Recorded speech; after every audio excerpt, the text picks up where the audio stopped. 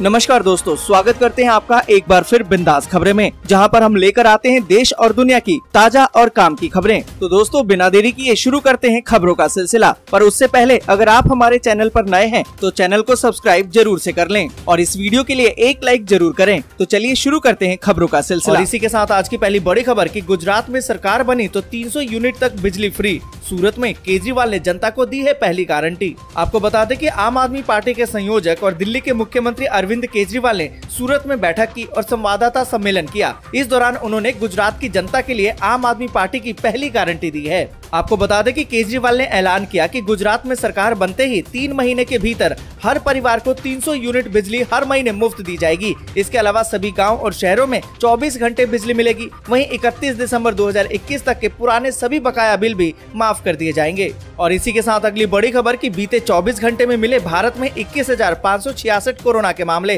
45 लोगों की हुई है मौत। आपको बता दें कि केंद्रीय स्वास्थ्य मंत्रालय ने कहा है कि भारत में एक दिन में 21,566 कोरोना वायरस के मामले मिले हैं, जो 152 दिनों में सबसे ज्यादा है। और आपको बता दें कि इसी दौरान 45 और मरीजों की मौत हो गई है।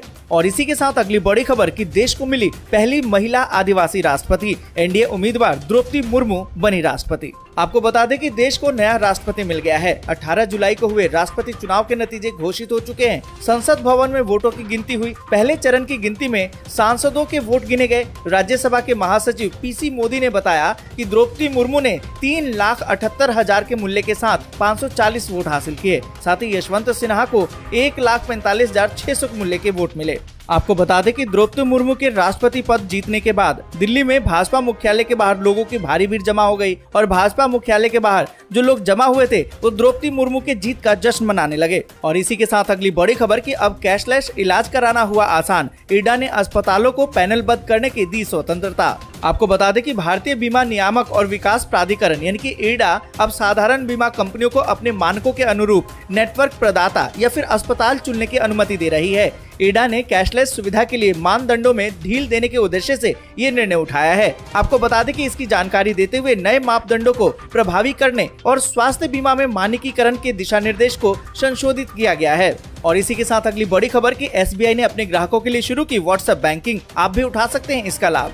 आपको बता दें कि आजकल हम में से शायद ही ऐसा कोई होगा जो व्हाट्सएप का इस्तेमाल नहीं करता होगा। व्हाट्सएप का इस्तेमाल आजकल कई कामों के लिए किया जाता है। कुछ बैंक इसके माध्यम से बैंकिंग सेवाएं भी दे रहे हैं। इस बीच देश की सबसे बड़ी bank state bank of India यानी कि एसबीआई ने भी व्हाट्सएप बैंकिंग की शुरुआत कर दी है। अब एसबीआई अपने ग्राहकों के चैट के माध्यम से बैंक बैलेंस, मिनी स्टेटमेंट सहित कई बैंकिंग सुविधाओं का लाभ दे रही है। आप भी इस सुविधा का लाभ उठा सकते हैं। स्टेट बैंक ने ग्राहकों को ट्वीट करके इस बात की जानकारी दी है। और इसी के साथ अगली बड़ी खबर कि दिल्ली से हरिद्वार के बीच में अब चलेगी कांवड़ स्पेशल ट्रेन। आप भी उठा सकते हैं इसका फायदा। आपको बता दें कि ये सावन का महीना चल रहा है और सावन का महीना आते ही हमारे देश में बड़े जोर शोर से कांवड़ यात्रा की शुरुआत होती है। सावन में भगवान शंकर के भक्त पूरे महीने भोलेनाथ को प्रसन्न करने के लिए कई उपाय करते हैं। इनमें से एक है कांवड़ यात्रा। इस साल कांवड़ यात्रा की शुरुआत 14 जुलाई से हो चुकी है। कांवड़ यात्रा 26 जुलाई को सावन की शिवरात्रि तक चलेगी। भारतीय रेलवे ने कांवड़ यात्रा को देखते हुए कई इंतजाम भी किए हैं। रेलवे ने कांवड़ यात्रा को देखते हुए कई ट्रेनों का विस्तार किया है।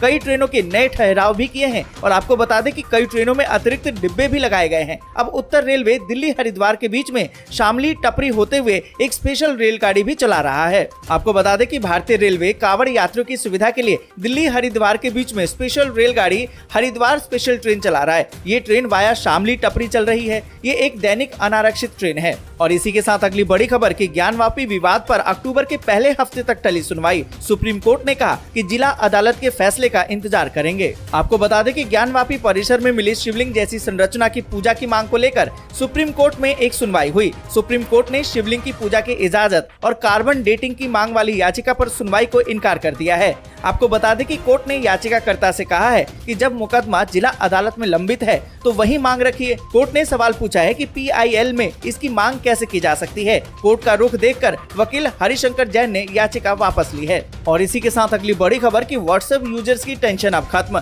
अब आसानी से मीडिया फाइल्स एंड्रॉइड से आईफोन में कर सकेंगे ट्रांसफर। आपको बता दें कि व्हाट्सएप ने आखिरकार एंड्रॉइड स्मार्टफोन से आईफोन में डेटा ट्रांसफर करने के फीचर को रोल आउट कर दिया है। अभी तक व्हाट्सएप पर चैट, मीडिया और दूसरे जरूरी डेटा को पुराने एंड्रॉइड फोन में एक नए एप्पल डिवाइस ट्रांसफर नहीं हो पाता था। पर यहाँ पर आपको बता दें कि व्हाट्सएप ने ट्विटर पर बताया है कि चैट को रखने का एक नया तरीका जो सबसे ज्यादा मायने रखता है आपके पास है और पूरे चैट हिस्ट्री को आप एंड्रॉइड से iOS में ट्रांसफर करने की कैपेसिटी होगी। अब आपको आपके पसंदीदा डिवाइस से स्विच करने की फ्रीडम होगी। अब आप अपने अकाउंट की जानकारी, profile photo, personal chat, group chat, chat history, media और सेटिंग ट्रांसफर कर सकते हैं। और इसी के साथ अगली बड़ी खबर कि अमेरिका पहुंची जेलेंस्की की पत्नी, हमले से बचाव के लिए एयर डिफेंस सिस्टम की मांग। आपको बता दें कि अमेरिका के राष्ट्रपति जो बाइडेन और उनकी पत्नी जिन ने बुधवार को व्हाइट हाउस में यूक्रेन की प्रथम महिला ओलेना जेलेंस्की का गर्मजोशी से स्वागत किया। युद्धग्रस्त यूक्रेन के राष्ट्रपति वोलोदिमीर जेलेंस्की की पत्नी जैसे ही कार से उतरी वैसे ही प्रोटोकॉल तोड़कर राष्ट्रपति बाइडेन ने उन्हें पुष्प गुच्छ देकर स्वागत किया। इसके बाद दोनों प्रथम महिलाओं और प्रतिनिधियों ने ब्लू रूम में जाकर वार्ता की और ये जानकारी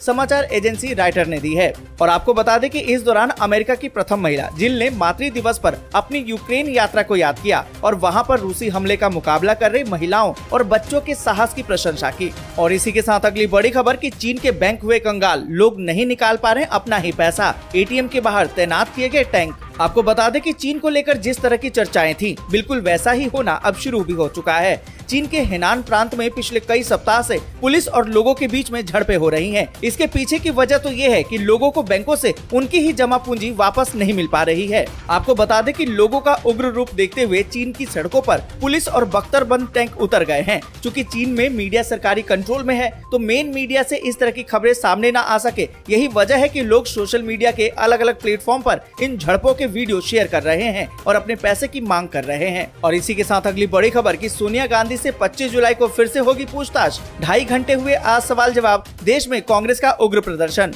आपको बता दें कि नेशनल हेराल्ड केस से जुड़ी मनी लॉन्ड्रिंग मामले में पूछताछ के लिए कांग्रेस अध्यक्ष सोनिया गांधी ईडी के सामने पेश हुई। करीबन 2.5 घंटे की पूछताछ में सोनिया गांधी से कई सवाल पूछे गए। अब ईडी ने कांग्रेस अध्यक्ष को 25 जुलाई को पेश होने के लिए कहा है। वहीं देश भर में कांग्रेस के कार्यकर्ता और कई बड़े नेता ईडी की कार्रवाई का विरोध कर रहे हैं। आपको बता दें कि कांग्रेस का कहना है कि सरकार बदले की कार्रवाई के तहत सोनिया को फंसा रही है और इसका पुरजोर तरीके से विरोध किया जा रहा है। आपको बता दें कि इससे पहले जून में कांग्रेस नेता राहुल गांधी से भी ईडी इसी मामले में पूछताछ कर चुकी है। उस समय भी कांग्रेस ने इसके खिलाफ विरोध प्रदर्शन किया था। और इसी के साथ अगली बड़ी खबर कि पंजाब, हरियाणा, यूपी और दिल्ली समेत देश के कई हिस्सों के लिए जारी हुआ है अलर्ट। आपको बता दें कि दिल्ली एनसीआर में बुधवार को जमकर बारिश हुई। दिल्ली वासियों को उमस से राहत तो जरूर मिल गई। उत्तर प्रदेश के कई हिस्सों में गुरुवार को भी बारिश हुई। इस बीच भारतीय मौसम विज्ञान विभाग ने 2 से 3 दिनों के लिए उत्तर पश्चिम भारत में भारी बारिश की भविष्यवाणी की है। साथ ही आपको बता दें कि उत्तराखंड में 21 से 23 जुलाई के दौरान बहुत भारी बारिश होने की संभावना जताई गई है। साथ ही आपको बता दें कि मौसम विभाग ने कहा है कि 21 जुलाई को उड़ीसा, बिहार और उप हिमालय, पश्चिम बंगाल और सिक्किम में बारिश का अलर्ट है।